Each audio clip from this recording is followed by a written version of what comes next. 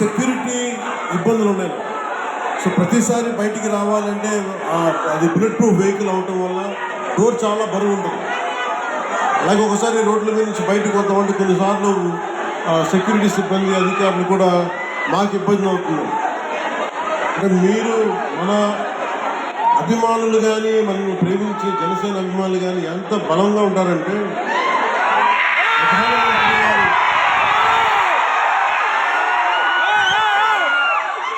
ప్రధానమంత్రి గారి SPG group కూడా ప్రధానమంత్రి భద్రతా వ్యవహారాలని పర్యవేక్షించే ఎస్పీజీ వాళ్ళు కూడా నాకు ఏం చెప్తారంటే